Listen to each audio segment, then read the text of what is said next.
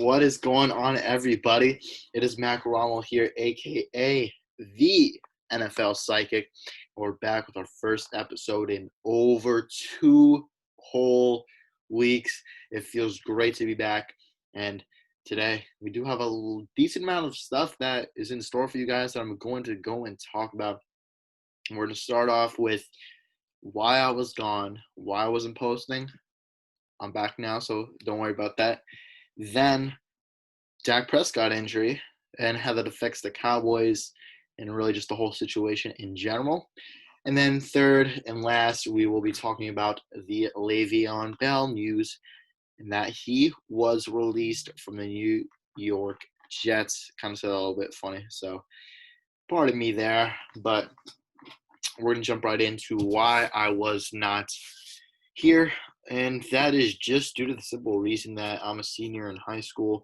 I am applying to colleges this very week, actually, so I just really had to catch up on some of the things I wasn't done with, and that included things on the Common App. If you guys don't know that, that is really the main area in which you apply from. That's your whole application, your activities, family, literally all this, all your education stuff. So you got to fill all of it out specifically and perfectly. A lot of information. It does take some time in order to do so. I did most of it, but the harder parts I left, and that's kind of what I was getting through the past few weeks.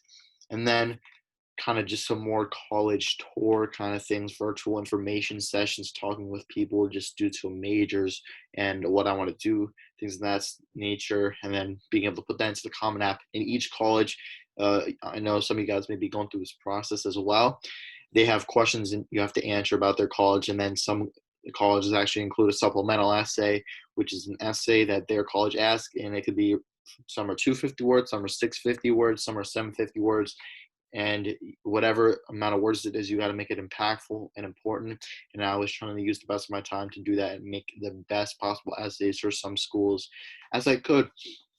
I am actually going to be applying this Friday to my top four schools early action, and that is Syracuse for a communications major, Baylor because in Texas that's where I want to move one day. My dad kind of put that in my head. I'm a big Cowboys fan, so you guys see, so I can go to games, things of that nature. They do have a decent journalism program, and also because I would do a major if I do go there for business and journalism. So I like entrepreneurship, and they're top 5 or top 10, I believe, in that respective area. And then we have schools like Ohio State. I'm a big Ohio State fan. They do have some things I do like. And then last but not least, Arizona State also due to the communications program. And really from now until Friday and even next week, I'm going to grind out as much as I could, maybe get some more colleges in there because before November 1st, you do have to apply in order to get scholarships for a good amount of these schools. And that's something I'm trying to look forward to. So I do have some more essays. So if my episodes tomorrow, Friday, and the next couple of days are short, that is why. And I hope you understand that.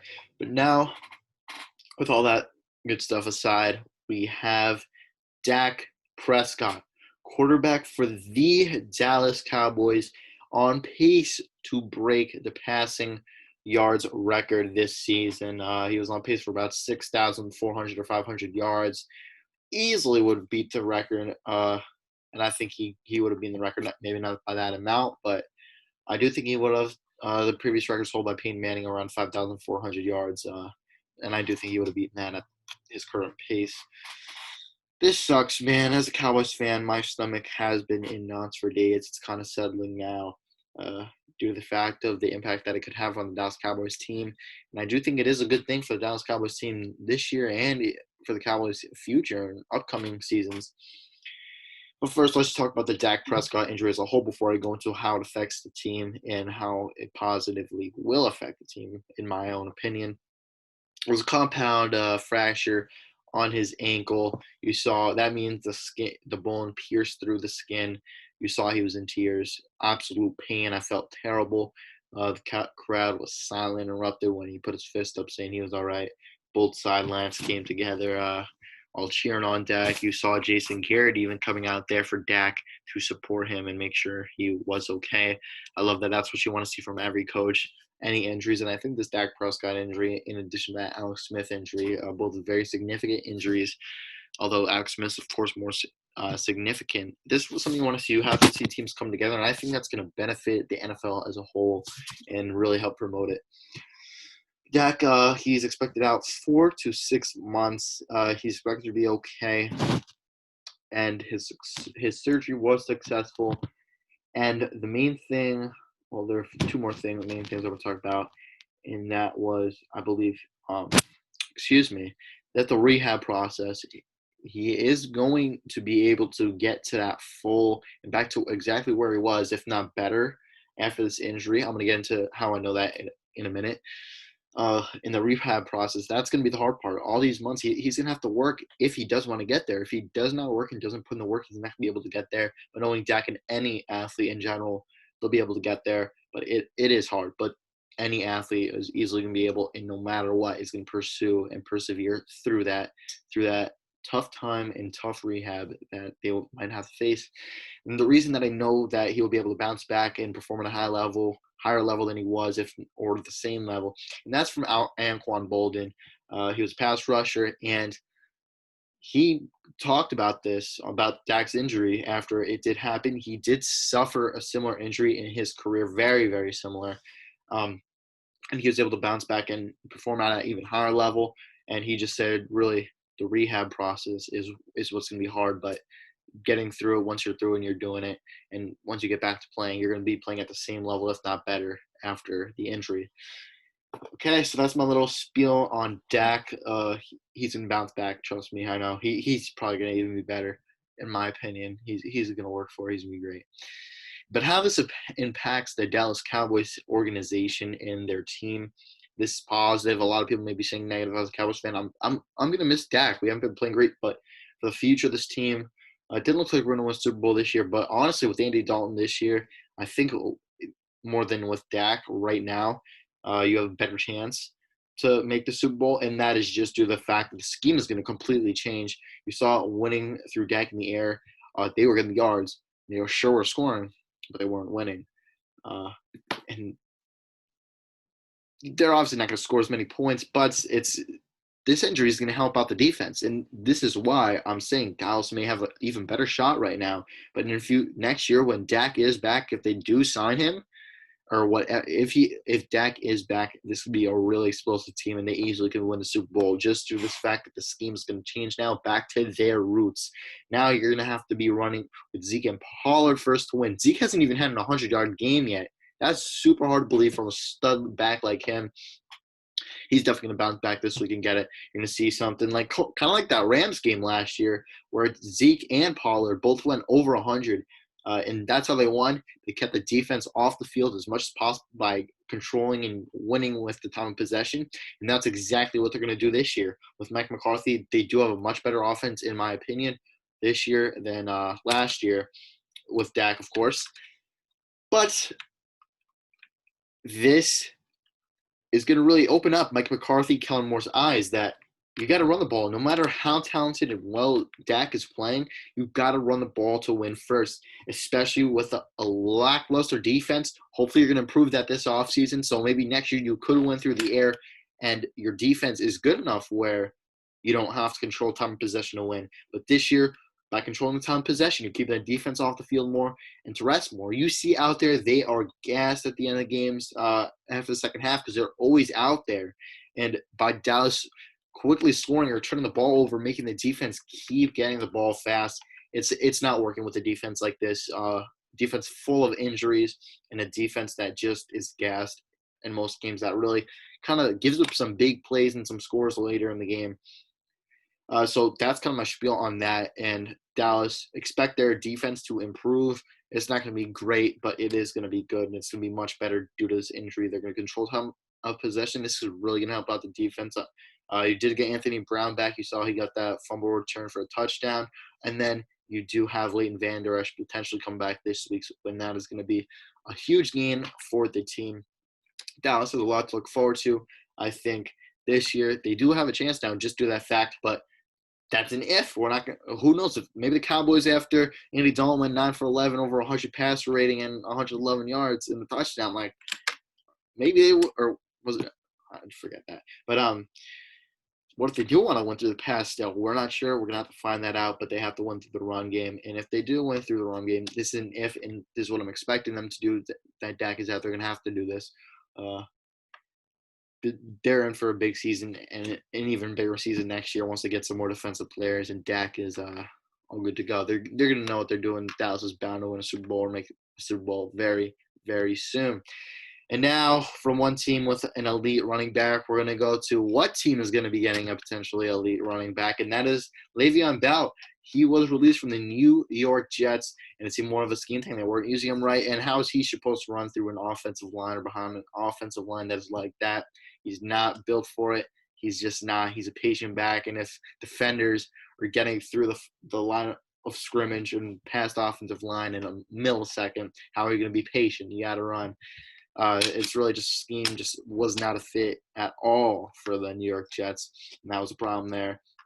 But now that he's released, I feel like no matter what team he goes to, or maybe except the Giants or a few teams, well, they're not even contenders to get him anyways, in my opinion. But there are a few teams that I just can't see him fitting in. But there are a lot of teams I do see him fitting in. I feel like really all the contenders are a team where he's going to have much more success. And now I'm going to go through a few contenders. I'm going to start with my personal favorite right now, who I would like to see him go suit up for, and that is the Arizona Cardinals. You see Kenyon Drake, he has been a fantasy bust for me, and I know many of you, or just not really hasn't panned out this season as many people have hoped. This is a team that's going to rely on their air raid, and Le'Veon Bell's pass catching back. He could do all of that. He would be going to an improved O-line, not a great O-line, of course not a great O-line, but a much more improved O-line compared to the New York Jets.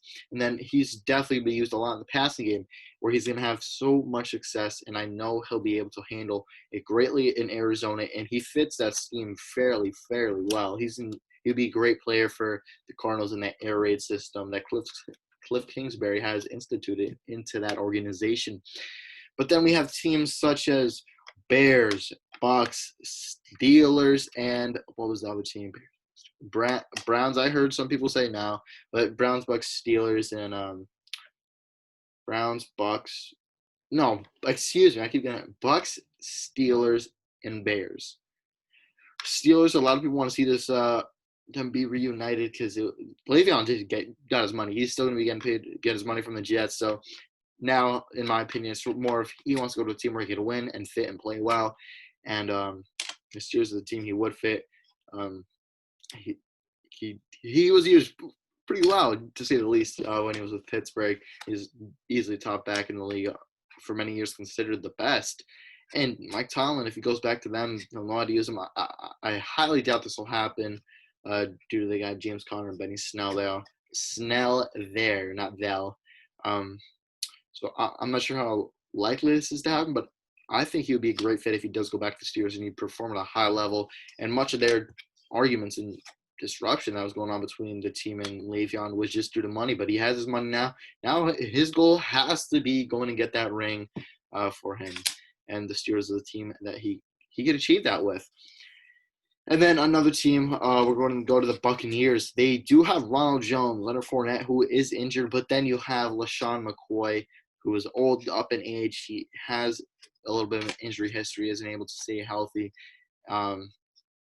And then Ronald Jones, he's traditional. He's a good back, but he's not a pass catcher, and he's not really fitting what they really want to do in Tampa Bay right now, especially with Tom Brady. I think Le'Veon fits that. He'll be going behind a pretty good offensive line where he could and does have the ability to get patient when they do decide to run. But that's a team that wants to pass. You got Tom Brady, you got Chris Godwin, and Mike Evans. You got players that you want to pass to, and that's a perfect scheme for Le'Veon Bell. Be able to fit there, run routes, come out of the backfield for routes, and catch balls. That's where he succeeds, and that's an offense where I could easily see him succeeding. Ronald Jones is a good back, but he's just not fitting what the Buccaneers want to do right now.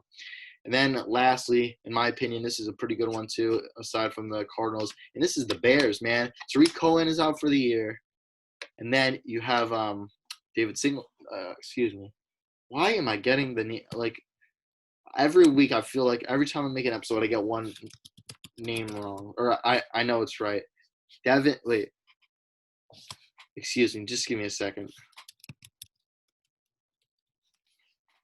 I know I was saying David Montgomery. I'm stupid. Sorry. That's I always choke up on a name or forget it for a split second there. But David Montgomery just isn't a number one back. Well, he does have potential to be one, but he's not a star back that's going to win you games like Le'Veon Bell has potential to do. Nick Foles does have Allen Robinson in the pass game, but you got to add another elite running back, and he has the abilities there once again to go behind a better O line, be patient, and then come out of the backfield and make plays. That seems like a good fit, especially with the injuries. And Montgomery not being that true number one to me, or true star running back in my opinion, but a lot of potential there. And I think Le'Veon will be a great fit there. So my top two teams probably right now, number one are the Arizona Cardinals. I'd like to see them, and then the Chicago Bears is another place I'd like to see him. I hope you all enjoyed this episode of excuse me, that was my school segment I was about to say, of the NFL Sidekick. I'm glad to be back. I'm going to be back tomorrow. Feel free to leave a comment. Let me know what you guys want to see next. Follow me on Instagram, mac.rommel, and like, comment, and subscribe for more. But most importantly, stay safe and enjoy your football.